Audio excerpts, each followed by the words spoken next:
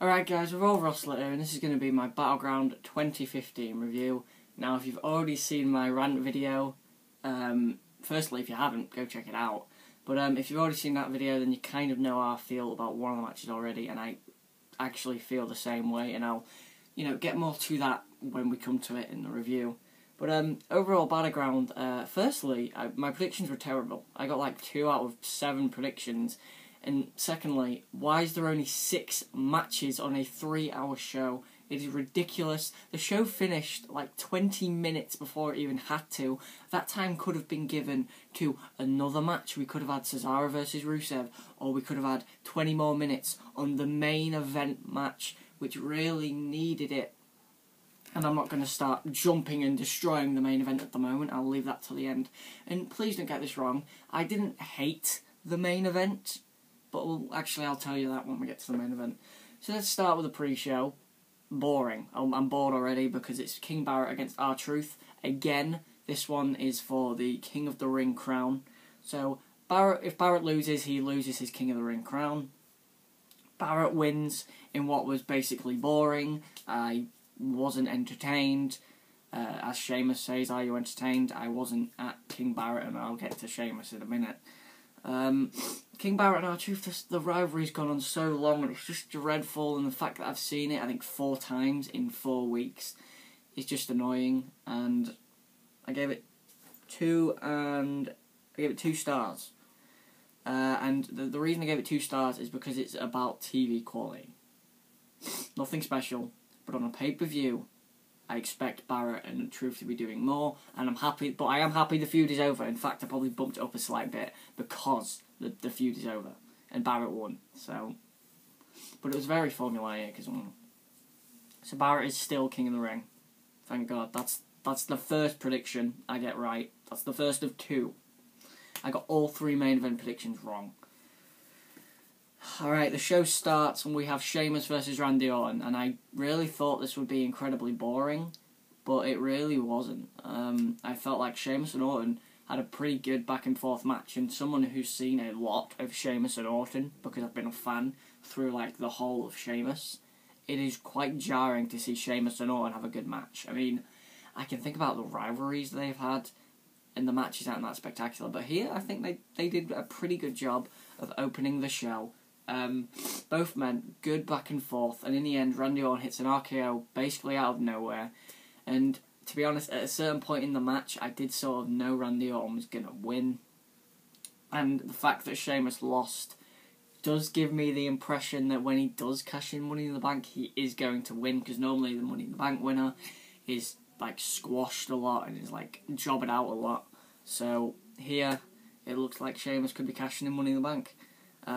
Orton wins, and in the end I gave it 3.25 stars though. I think that they really entertained me. As Sheamus says, are you not entertained? And I was actually thoroughly entertained. I think they did a great job there. Probably the second best match of the night, actually. Then we move on, but of course I got that prediction wrong because I predicted Sheamus in my predictions video. If you haven't watched that, watch that probably before you watch this, and then watch the rant video, and then watch this. So after that you had the tag title match, and again, I'm just very bored. Darren Young, I mean the primetime players I predicted to win, and they won in the end, but again, so formulaic. As soon as like a certain thing happened, like Darren Young hits the gut check, I knew he was going to tag in Titus. Titus was going to come in and hit the ref of the Titus so quickly, and it's just a little bit annoying that the matches are that formulaic when then we have Cena and Owens, which is so amazing. Again, I'll get to that when the match comes on, but this match was just boring again. Like, it was better than the one at Money in the Bank, but that's not that much of a compliment. That one was boring and awful, but overall I gave him 2.25 stars. It's about TV quality, but again it's just really boring, and the teams don't interest me. And in that tag team division, the division they say is impressive at the moment. There's no Usos because Jimmy's injured, I think. There's no Tyson Kidd and Cesaro because Tyson Kidd's injured. There's no Harper and Rowan because Rowan's injured. They are the 3 best teams, and there's none of them. So I like Kalisto and Sin Cara though, so I'll give them credit. And I loved the Ascension before they got jobbed out to everyone. the division needs some work. I think we need to bring up a good team from NXT, like maybe Blake and Murphy. Okay, so I gave the match 2.25 stars. I got that prediction right. So I was 2-1 in my predictions, and then it just goes downhill from there. Okay, so the next match was Reigns versus Wyatt, and I'm surprised they booked this early on in the show. Probably thought it would have been the second match from the main event. Okay, Reigns and Wyatt. I think they did a good back and forth match, which I expected. It was very physical. There weren't too many like ultra power moves from Reigns or Wyatt. You didn't see like tons of spears and Superman punches. I think you saw one Superman punch. In the end, you saw Bray Wyatt hit one sort of like rock bottom slam thing, which he did into the apron, which was cool. And then one Sister Abigail to actually beat Roman Reigns. The big talking point is the surprise return of Luke Harper, which isn't surprising at all. And, I mean, it was just a little bit unsurprising. I mean, Harper and Rowan... I mean, sorry, not Harper and Rowan. Harper and Wyatt back together is awesome because the Wyatt family are great. But here, it just... Too unsurprising to me. And overall, though, I did give the match 3 stars. I think that Reigns and Wyatt did well, and they kind of pushed aside the fact that the feud didn't decide what it wanted to be, and did just about the match, and they were entertaining. I'll give them that. They were very entertaining, so I gave it 3 stars. In the end, Bray Wyatt wins, which makes me believe that because of Luke Harper's distraction, Harper comes in, super kicks... he pushes Reigns into the ring post, and then super kicks him. And then Bray Wyatt gives him the slam onto the apron, and then Sister Abigail. So I believe we'll probably have, at SummerSlam early prediction, Ambrose and Reigns against... Because Ambrose wasn't on this pay-per-view, and I don't know why, because that time that they had at the end, which was like 20 minutes, they could have filled with Ambrose, or Cesaro, or Rusev, and that is so annoying. But I believe it'll probably be Ambrose and Reigns against Wyatt and Harper, and maybe a street fight or something. That'll be enjoyable. So yeah, Wyatt and Reigns did well. Probably Bray Wyatt's... I don't know, I mean, this year in pay-per-views, Bray Wyatt's had, of course, he had a match he was at Royal Rumble, he was at WrestleMania, he was at Payback. So I'll probably say that's probably his best pay-per-view match this year.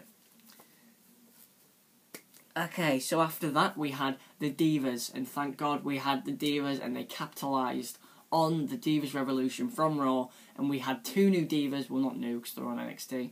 We had Sasha Banks and Charlotte versus Brie Bella in a triple threat match, and Brie Bella, I've got to give her a lot of credit, she did very well. I think that Brie had this, actually there was this insane spot where she was pushed off the ring apron, and she was caught by Nikki in like an electric chair. And she like fell, and she sold it really, really well. She fell right, and she looked awesome. And Brie Bella deserves a lot of credit for being in that match with Charlotte and Sasha Banks. Charlotte and Sasha Banks were great, and I think that this is the turn of the Divas division on the main roster. If Becky Lynch, Charlotte, and Sasha Banks are on the main roster now, and they've decided that they're not NXT Divas, they're WWE Divas. It was a good match. In the end, Sasha Banks hits the bank statement on Charlotte, which is then broken up by Brie Bella, who throws Sasha Banks out of the ring, and then goes for the Bella Buster on Charlotte. Charlotte counters, hits the figure 8, which is the insane like spider thing, where she like cradles over like that, and it looks insane. And Brie Bella taps out. Charlotte gets the victory. Very emotional. She ended up with a busted lip. Ric Flair was present in St. Louis, so I probably should have said that Charlotte was going to win, but I went with Sasha Banks because she was the NXT champion. So I got that prediction wrong, and I've got to say, obviously I predicted Reigns to go over Wyatt, so there's another prediction wrong, so I think I'm like 4... 2-2... 2-3... well, actually, I'm 3-2. I got 3 wrong and 2 right so far. Okay, next up we have the US title match, and Jesus Christ, when you think Kevin Owens and John Cena can't get better, they do this. Owens and Cena just nailed it again, and I think this is the best match they've had. And people are a little bit hurt that Owens didn't win. I predicted it, but I think he's fine, because Owens looked so strong, and he looked it looked great. I mean, he did. I can't believe that after 2 other matches with each other, the 2 guys are still pulling out new moves. Some insane stuff, like Cena electric chair facebuster. That's insane. Owens he hit some really weird move. I can't remember what it was, but it looked awesome. Owens kicking out of a top rope AA. I have never seen anyone do that, so that was awesome. And at that point, I actually thought Kevin Owens was going to win. But the ending came when Owens also hit a pop-up powerbomb and an AA on Cena. Cena kicked out. Cena hit 3 A's on Kevin Owens. In the end, Cena makes Owens tap to the SDF. Now, the SDF to me has always been a weak submission hold, but the way he had it in made it look like it was pretty painful. And thank God, because when I was looking at it and I was like, Owens is going to tap, but don't tap like a normal person taps. Like when you normally see, when you see like a heel tap, normally, like a normal heel, they'll tap like really fast like that and hard. Owens tapped so slowly like that, the soft tap, which we've seen from people like Triple H, which I think shows how awesome Kevin Owens is. I love the matchup. I think that Owens winning didn't deter from it whatsoever. I mean, Owens losing didn't negate from it whatsoever to me. I think it was awesome, and I think that we're going to have a rematch again at SummerSlam, which I think finally Owens might take the title. 4.5 stars though. Like 4.5 stars. It was a great match, and the pay-per-view is worth watching for that match because it was incredible. I think it was the best one that the two have had. I actually saw 411 Mania give that match a 5-star. Like, they loved it that much, and I think 4.5 is good enough. Alright, the one we've been waiting for, the main event, WWE World Title, Brock Lesnar takes on Seth Rollins. And, okay, firstly, I don't hate The Undertaker.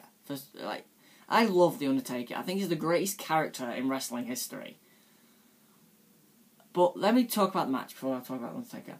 So, Rollins and Lesnar had a pretty good match. I thought it was very entertaining. I thought Rollins' heel persona really shone through here, especially when he tried to escape, and Lesnar jumps the barricade like a hurdle. That was insane.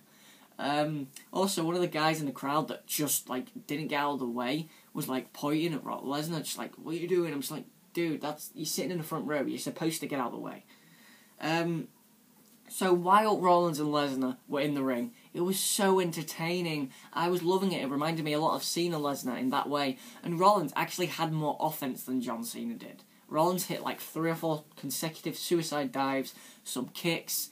He went for a pedigree. He hit 2 super kicks. I seriously thought Rollins was going to win at one point. And Lesnar was my prediction, sorry. So with Owens losing, by the way, that puts my predictions at 2-4.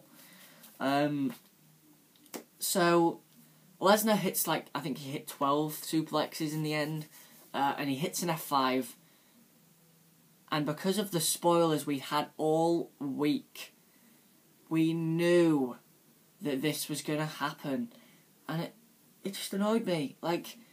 The fact that the gong hit and I was just like, for God's sake. I love Undertaker, but he doesn't need to come back now, alright? He's done. I love him as much as the next guy. And the thing is they don't have a reason for Undertaker to do that. Unless he's a heel. Unless they're going, firstly, in the end, The Undertaker helped Seth Rollins, right? Undertaker came in, chokeslammed Lesnar, then gave him 2 tombstones, and the match, it was never a disqualification because the bell never rang, so it ended with a no contest. So my prediction is void, making it 2-5 for me. That's the worst I've ever done on predictions. Which I guess means I was shocked in some way. But the 2 surprises with Harper and Undertaker returning weren't surprising to me. They were very predictable, and I should have predicted them, to be honest. Right, okay. The thing is with Undertaker returning, firstly, he has no legitimate reason to attack Lesnar. He lost the match at WrestleMania 30, fair and square. And secondly, it was 2 years ago. It was 2 years ago that Lesnar beat Taker. If this had happened last year at, say, SummerSlam with Cena, it would have made sense. But not a year later, when Taker has had another match. And another thing, Taker is bigger than the Battleground pay-per-view. He didn't need to be at this pay-per-view. Ever. That was annoying to me. So overall, how did I think of the match? I was loving it until the gong hit. So in the end, I gave it 2 stars. I really did give it 2 stars. it destroyed it for me. And I know that, like, people are like, yay, Undertaker's back. Like, I'm sorry, but his time has come and gone, and that should have been Lesnar winning the title. And people can't, like, go to me and be like, oh, you're just fanboying because Lesnar didn't win the belt. I'm a Rollins fan. I love Rollins and Lesnar. I didn't care who won. I thought Lesnar would win. So just because my prediction was wrong doesn't. I'm not angry because my prediction was wrong. But I guess, you know, Taker returning, probably going to be Lesnar Taker at SummerSlam, and then they'll also do Triple H and Rollins for the belt, I assume, and also Ambrose and Reigns versus Harper and Wyatt. And there's one more I'm thinking. Owens and Cena rematch. So my final thoughts on Battleground 2015. Above average because of how good Owens and Cena was. I've come into the last 3 WWE pay-per-views with the same thought. Cena Owens was going to be great, which happened in all 3 pay-per-views, and especially on this one, and the main event would be great, and that happened at Elimination Chamber and at Money in the Bank, but it didn't happen here. And that's why my final grade for Battleground is a 6.5 out of 10. I think that I can't give it any higher because of how I feel about the main event's ending, and because the 2 shock returns, weren't shocking to me. So, that's my Battleground 2015 review. Thanks for watching, guys. I didn't hate it, it was a bit underwhelming to me. So, thanks for watching, guys.